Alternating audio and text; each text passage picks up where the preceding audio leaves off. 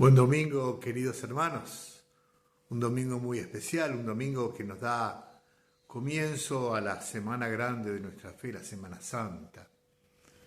Esta entrada de Jesús en Jerusalén, este domingo de Ramos, es el comienzo, el preludio de todo esto que irá sucediendo en esta semana intensa que nos va a llevar a la muerte y resurrección del Señor por nosotros, por amor a nosotros. Vamos a leer no toda la pasión como vamos a leer en las misas, ¿no es cierto?, sino que vamos a leer el Evangelio de la procesión de entrada, de la bendición de los ramos.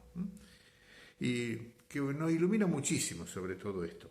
Y lo hacemos como siempre, en nombre del Padre, del Hijo y del Espíritu Santo. Estamos leyendo el Evangelio de Marcos. Cuando se aproximaban a Jerusalén, estando ya al pie del monte de los olivos, cerca de Betfagé y de Betania, Jesús envió a 2 de sus discípulos diciéndoles: vayan al pueblo que está enfrente y al entrar encontrarán un asno atado que nadie ha montado todavía. Desátenlo y tráiganlo. Y si alguien les pregunta qué están haciendo, respondan: el Señor lo necesita y lo va a devolver enseguida. Ellos fueron y encontraron un asno atado cerca de una puerta en la calle y lo desataron. Algunos de los que estaban allí le preguntaron: ¿qué hacen? ¿Por qué desatan ese asno? Ellos respondieron como Jesús les había dicho y nadie los molestó. Entonces le llevaron el asno, pusieron sus mantos sobre él y Jesús se montó.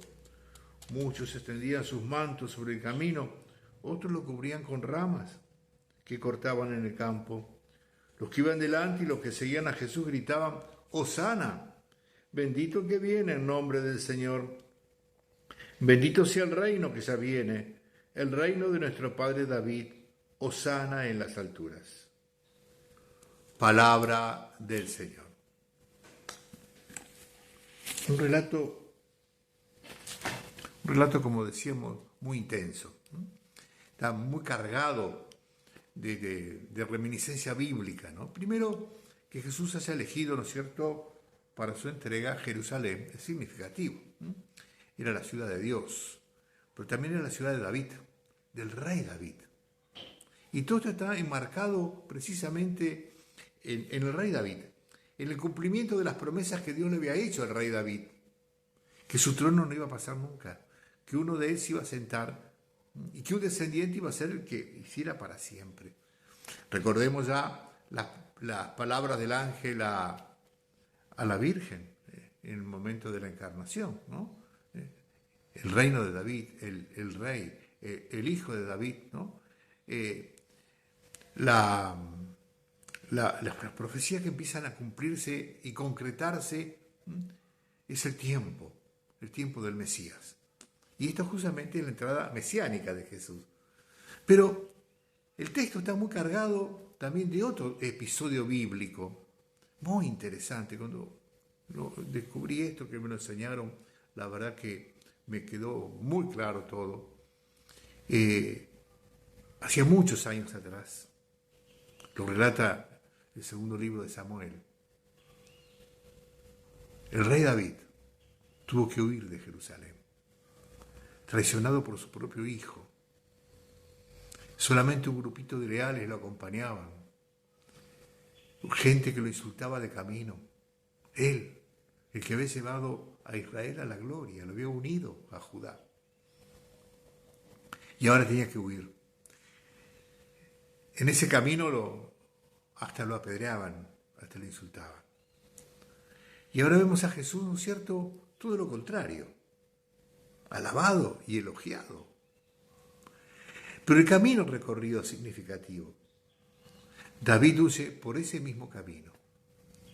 Ese es el camino de la expulsión de David, del fin de ese sueño del reino, un reino que en definitiva era muy humano, un reino que no podía durar porque estaba construido con el pecado del hombre. Este reino, pero que estaba la promesa de Dios. Pero Jesús viene por el mismo camino, por la cuesta del Monte de los Olivos. Ahí por donde huyó David, ahora entra el Señor. ¿no? ¿Y cómo entra? Como también estaba la profecía de Isaías, montado en una cría de asna. El rey pacífico, el rey manso. No viene como Mesías de poder y de autoridad como fue David, que arrasó con todos los enemigos. Viene como un rey de paz. El único que va a dar la vida va a ser Él. Y lo va a hacer voluntariamente. Él está entrando gloriosamente a Jerusalén, provocando todo. Se crea un estado de desesperación de parte de las autoridades. Temían a la represalia de los romanos, temían también perder el poder ellos. Esto precipita todo. O sea, lo vemos a Jesús voluntariamente. ¿Y qué proclama el pueblo? El pueblo? La voz del pueblo ahí es profética, eso es inspiración del Espíritu Santo pura. Primero de todo, la aclamación, Hosana. Hosana es una aclamación sí de gozo, pero que significa algo así como, tú eres el que nos puede salvar, hacelo, salvanos.